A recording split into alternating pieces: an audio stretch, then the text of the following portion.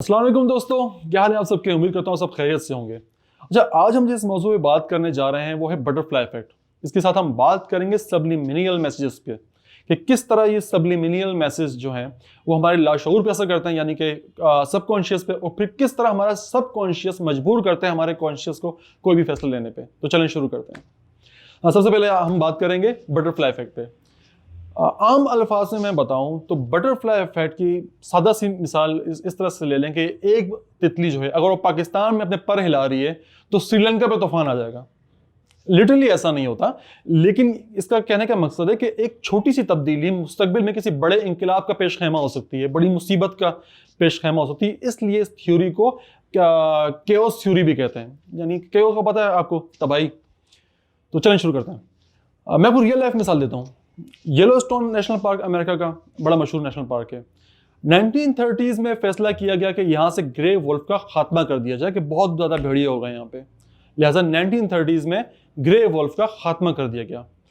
नतीजा क्या निकला? नतीजा निकला 1995 में जाके कि 1995 में जब उन्होंने सब तहकीक की कि भाई ये येलो नेशनल पार्क जो है, येलोस्टोन नेशनल पार्क जो है, इसमें तबाही क्यों आ रही है, 1980s में जो है इतनी खौफनाक आग लगी, वो किस तरह लगी, तो मालूम हुआ कि वहाँ की जो हिरनें हैं वो आलसी हो गई हैं, वो आराम पसंद हो गई हैं। वो आलसी आराम पसंद क्यों हुई कि इतने अरसे तक जो है वो भेड़िए थे नहीं, लिहाजा वो सफ़र नहीं करती थी, वो एक ही जगह बैठी रहती थी, एक ही चरागाह में घूमती रहती थी, जिसकी वजह से दरख्तों का नुकसान हुआ। दरख्तों का नुकसान हुआ तो कुछ जगह दरख्त बिल्कुल सूख गए और कुछ जगह पैदा ही नहीं होते। अच्छा, जहाँ दरख्त सूख गए वहाँ आग लगने के चांसेस बढ़ गए, और जहाँ पैदा ही ना होते थे कि वो शुरू में खा लिया करते थे, तो वहाँ बीवर्स, एक चूहे की नस्ल का एक जानवर होता है, उसकी कमी हो गई, उसकी कॉलोनीज की कमी हो गई। अच्छा, जब बीवर्स की कमी हुई तो बीवर्स जो है वो जानवर है कि जो नदियों के इर्द गिर्द बाड़ बनाता है, बंद बनाता है। जब बीवर्स की कॉलोनीज खत्म हुई तो बाड़ बंद बनना खत्म हो गए, मछलियों की अफजाइश रुक गई, नदी जो है वो फैलना शुरू हो गई, इसने जगह घेरना शुरू कर दी। तो 1995 में ये सब सोचने के बाद किया तो बड़ा गजब हो गया कि आज से 60-70 साल पहले जो हमने भेड़ियों को ख़त्म किया था, लिहाजा वुल्फ प्रोजेक्ट शुरू किया गया, भेड़ियों को दोबारा बसाया गया, और आज येलोस्टोन नेशनल पार्क का जो इकोसिस्टम है वो बहुत बेहतरीन हो गया है। माहिरीन कहते हैं कि इकोसिस्टम में छेड़छाड़ जो है वो किसी भी बड़ी तबाही का पेशखैमा हो सकती है। अगर मैं आपको इसी इफेक्ट की, बटरफ्लाई इफेक्ट या केओस थ्योरी की मैं आपको दूसरी मिसाल दूं तो एडोल्फ हिटलर साहब, यकीनन आप सब जानते होंगे, उनकी मिसाल हमारे सामने वाज़ेह है। बेचारे गए थे जी आर्ट्स स्टूडेंट्स के तौर पे एडमिशन लेने ऑस्ट्रिया, लेकिन प्रोफेसर ने जो है इनकी एप्लीकेशन रिजेक्ट कर दी। तो कहा जाता है कि वो प्रोफेसर यहूदी थे, तो जनाब जो है वापस आके फौज में गए, वो अपने अंदर एक गुस्सा बिठा के रखा। नतीजा क्या निकला कि ये एक टायरेंट बने, जालिम हुक्मरान बने, और जंगें शुरू कर दी, 2 अजीम जंगें हो गई। तो दुनिया ने बहुत बड़ी तबाही देखी। यानी अगर आप देखें कि उस वक्त अगर इनको आर्ट्स में दाखिला मिल जाता तो आज हम जो है एडोल्फ हिटलर साहब को किसी तस्वीरों में जानते कि फलानी तस्वीर एडोल्फ हिटलर की, या उनको किसी टायरेंट के तौर पे ना जानते हैं। ये कितना बड़ा इम्पैक्ट डाल दिया दुनिया पे एक छोटे से फैसले ने, एक छोटी सी रिजेक्शन ने। अच्छा, अब ये आपको सब कहानी सुनाने की जो है मेरा मकसद था वो सबलिमिनियल मैसेज की तरफ लेके आना था। सबलिमिनियल मैसेज क्या होते हैं? सबलिमिनियल मैसेजेस वो मैसेज होते हैं जिन्हें हमारा कॉन्शियस जो है इग्नोर करता है और सब कॉन्शियस जो है पिक कर लेता है। मैं आपको एक सादा सी मिसाल दूं कि जो हम देखते हैं, हमारा फ्रेम है नज़रों का, वो 180 डिग्री का है, यानी कि वो इस 180 डिग्री के अंदर जो भी चीज़ आ रही है वो हमारा दिमाग एब्जॉर्ब कर रहा है, दिमाग एब्जॉर्ब कर रहा है, इसको याद रखिएगा। लेकिन हमारा जो कॉन्शियस माइंड है वो बहुत मुख्तसर एंगल पे देख रहा होता है, जो चीज़ उसको चाहिए होती है वो सिर्फ उसी को देख रहा होता है, लिहाजा सिर्फ उसी की नॉलेज पिक करता है। लेकिन हमारा जो सबकॉन्शियस माइंड है ये तमाम नॉलेज जो है पिक कर रहा होता है। अगर मैं आपको छोटी सी इसकी एक मिसाल दूँ ना तो 1950s में चले जाएं आप कि एक सिनेमा हॉल में एक प्रोजेक्ट शुरू हुआ सबलिमिनियल मैसेजेस के हवाले से कि सिनेमा की स्क्रीन में उन्होंने सबलिमिनियल मैसेज चलाया कि भाई कोक पियो, पॉपकॉर्न खाओ।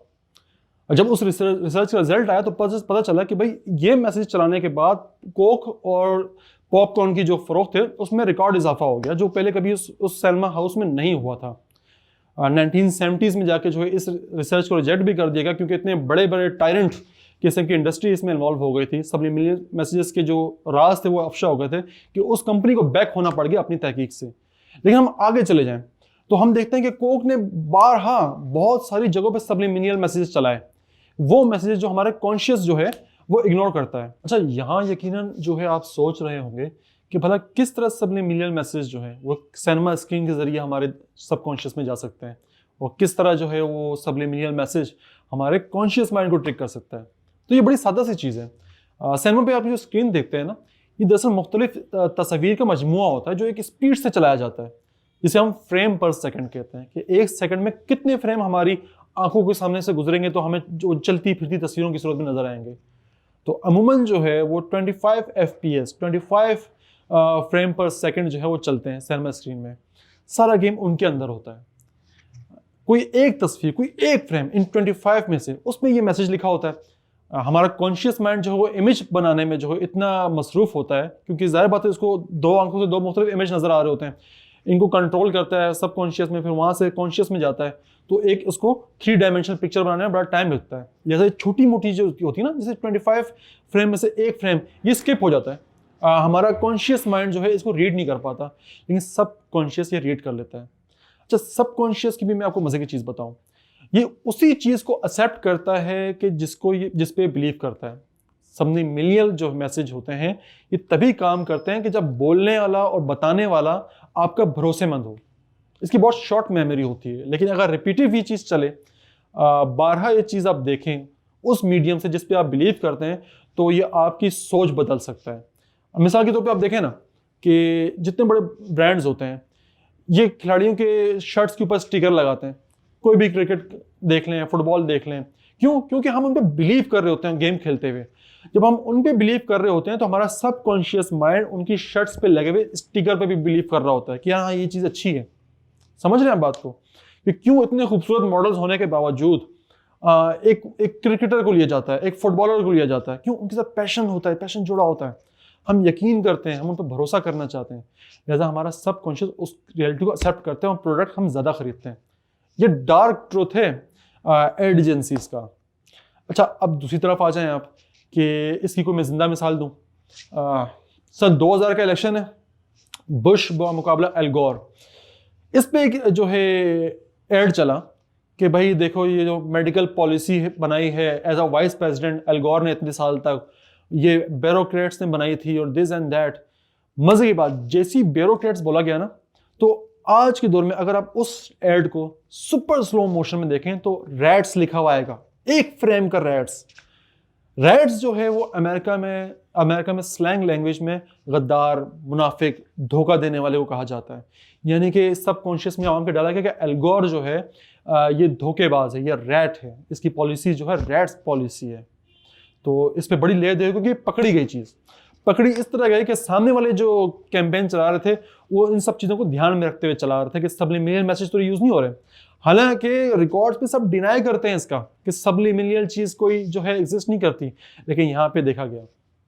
अच्छा, फिर आप 90s में आ जाएं आप, और 90s में जो है आप डिज्नी बहुत बड़ा बूम हुआ कि उसमें अलादीन मूवी आई, लॉयन किंग आई और दीगर काफ़ी सारी मूवीज़ आई। एक नया एक दौर था, तो उसको एडिक्टिव बनाने के लिए कि बच्चे जो उसको देखना चाहें, आज दूसरे कार्टून्स को ना देखें, दूसरे नेटवर्क्स को ना देखें, इन कार्टून्स को देखें, उनमें जो है वो सेक्सुअल कंटेंट डाला गया।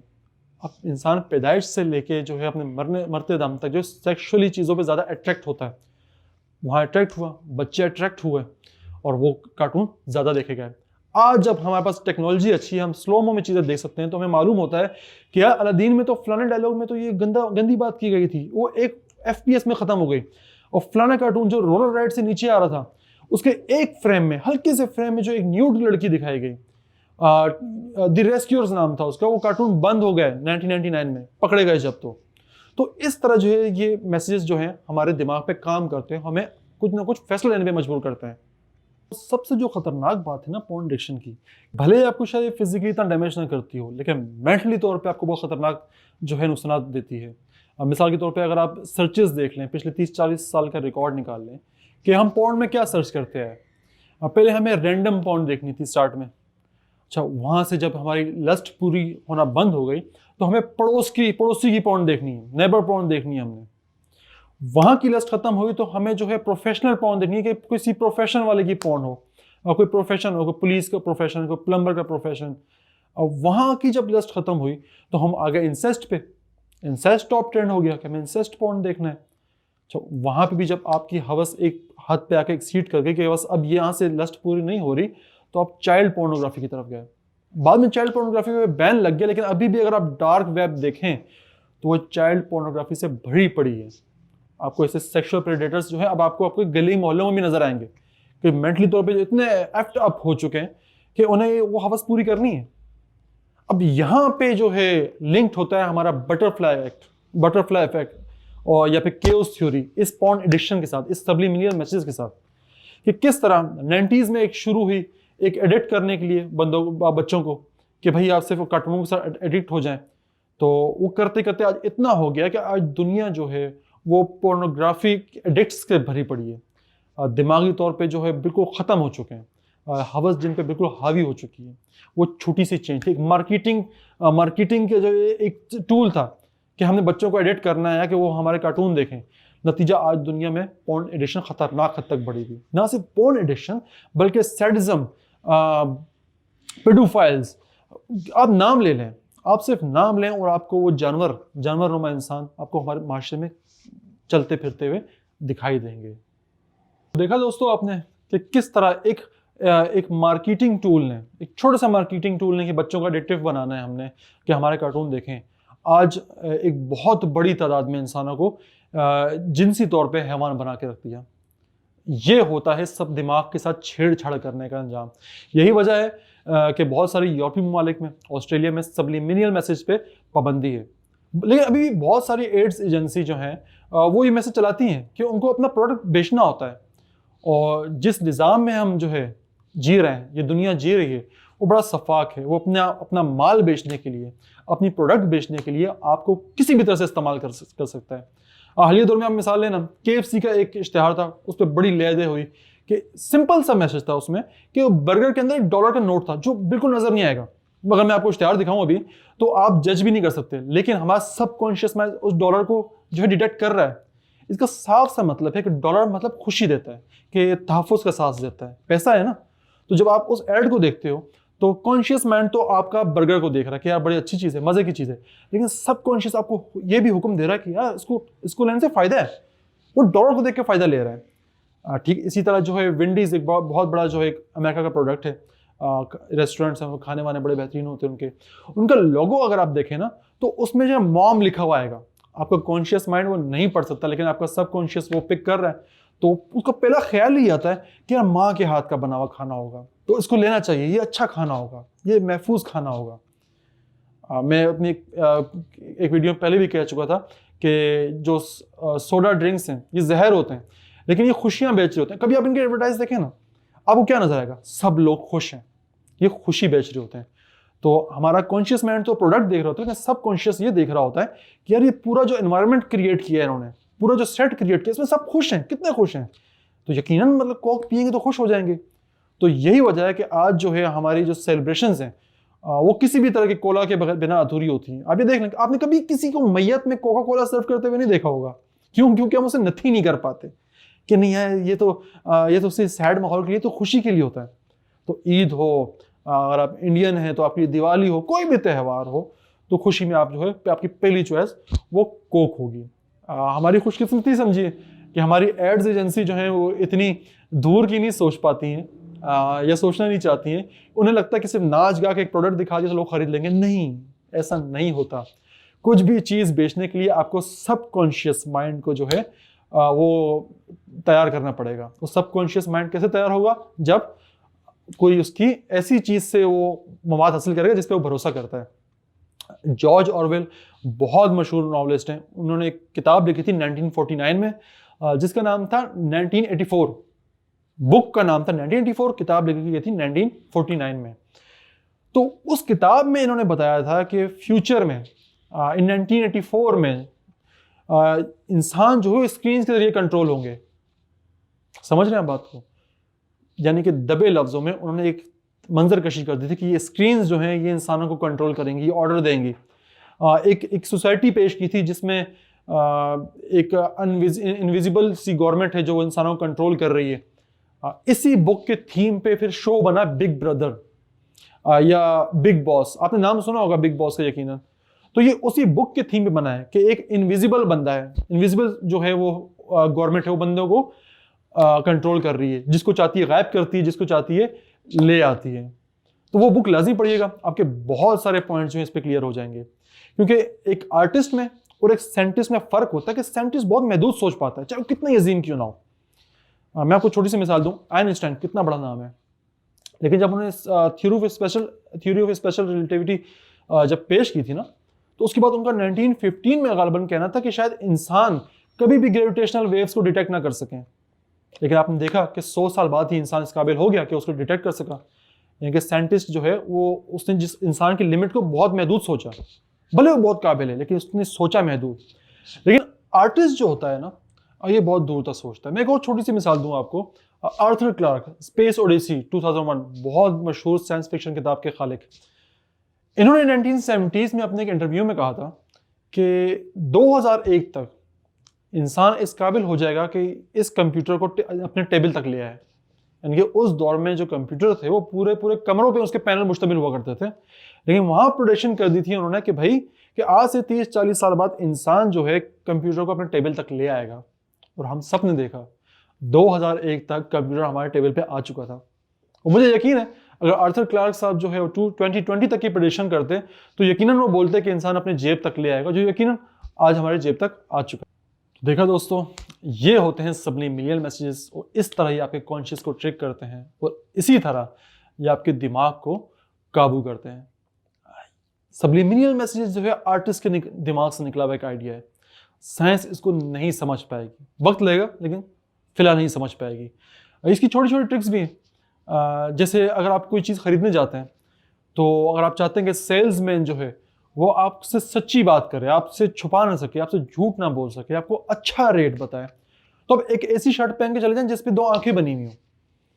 तो इस तरह उसका सबकॉन्शियस माइंड देखेगा कि मुझे कोई देख रहा है। कॉन्शियस माइंड यकीन आपसे डील कर रहा होगा, लेकिन सबकॉन्शियस जब 2 एक्स्ट्रा आंखें देखेगा तो वो होशियार करेगा कॉन्शियस को कि यार सच बोलो, हम पे नजर रखी जा रही है। इस सिंपल मार्केटिंग की जो है वो ट्रिक्स होती हैं जो आप इस्तेमाल कर सकते हैं। मिसाल के तौर पे मैं अगर आपको जो है कहूँ कि आप कोई ऐसा नंबर सोचें जो 1 और 10 के दरमियान हो, तो उम्मीद है 90% लोग जो ये वीडियो गौर से देख रहे हैं वो 7 सेलेक्ट करेंगे। इसमें कोई जादू नहीं है, ये सिर्फ इतना है कि जब मैंने आपको सेलेक्ट करने को बोला तो मैंने दिमाग पे हाथ लगाते हुए जल्दी से फिगर बनाया 7 का कि 7 सेलेक्ट करो। एक तरह का अपनी से ट्रिक किया आपके साथ कि आप 7 नंबर सोचो। ये एक हल्की सी मिसाल है सबलिमिनल मैसेजेस की। इसी तरह माइंड रीडर्स जो हैं ट्रिक करते हैं आपको, इसी तरह एड्स एजेंसी जो हैं वो ट्रिक करती हैं आपको। यकीनन ये डार्क पहलू से काफ़ी हैं, लेकिन इसके पॉजिटिव साइड भी है कि आप किसी को खुदकुशी से निकाल सकते हो। कोई शख्स खुद से नफरत करना शुरू हो गया है तो अगर आप उससे काउंसलिंग करते हो, उस सबलिमिनल मैसेज में उससे बात करते हो, उसके दिमाग में आप चीज़ डाल सकते हो कि आप अच्छे हो, आपकी ज़रूरत है इस दुनिया को, आप ना जाओ यहाँ से। लोग सेल्फ कॉन्फिडेंस बूस्ट करने के लिए भी सबलिमिनल मैसेजेस का यूज़ करते हैं। मिसाल के तौर पर साइकेट्रिस्ट ले लें। साइकेट्रिस्ट कभी भी आप पर राय मुसलत नहीं करते, वो आपसे सुनते हैं पहले कि आपके दिमाग में चल क्या रहा है, वो आपसे सिर्फ बात करते हैं। उन बातों से वो चीज़ें निकाल लेते हैं कि आपके सबकॉन्शियस में क्या खौफ है, जिसे वो स्पीच थेरापी कहते हैं या फिर वो काउंसलिंग कहते हैं। काउंसलिंग में क्या होता है, ये ट्रिक है साइकोलॉजिस्ट की कि वो आपको सुनते हैं, आपके खौफ भांप लिए, फिर आपसे वो बातें करते हैं कि जो आपका कॉन्शियस भी सुने, आपका सबकॉन्शियस भी सुने। इसी तरह वो आपको हिम्मत देते हैं, आपको हौसला देते हैं। इसलिए हमें साइकोलॉजिस्ट के पास जाना, घंटा घंटा बैठ कर उनसे बातें करना, उनसे बातें सुनना पसंद है। तो उम्मीद करता हूँ दोस्तों आपको अपनी बात समझा पाया होगा। इसमें सबसे जो एक गौर की बात है वो सिर्फ यही है कि आपने अपने बच्चों को पाबंद करना है, उनकी स्क्रीन टाइमिंग चेक करनी है, वो देखना कि वो क्या देख रहे हैं, उनके देखने का है कि नहीं। अब तो बहुत सारे जो है वो फिल्टर्स आ गए हैं, जैसे PG-18, PG-12, PG-16, वो बताते हैं कि कौन सा कंटेंट किस उम्र के बच्चों के लिए। तो देखें कि आपका बच्चा अपनी उम्र के लिहाज से कंटेंट देख रहा है कि नहीं देख रहा, क्योंकि सबलिमिनल मैसेज चल रहे हैं। ये डार्क ट्रूथ है हमारी इस दुनिया का, लेकिन क्या आपका बच्चा और हमारी आने वाली नस्ल उसके लिए तैयार है, ये हमें खुद देखना पड़ेगा। इंशाल्लाह फिर किसी वीडियो में दोबारा मुलाकात होगी आपसे। अपना बहुत ख्याल रखिएगा। अल्लाह हाफिज़।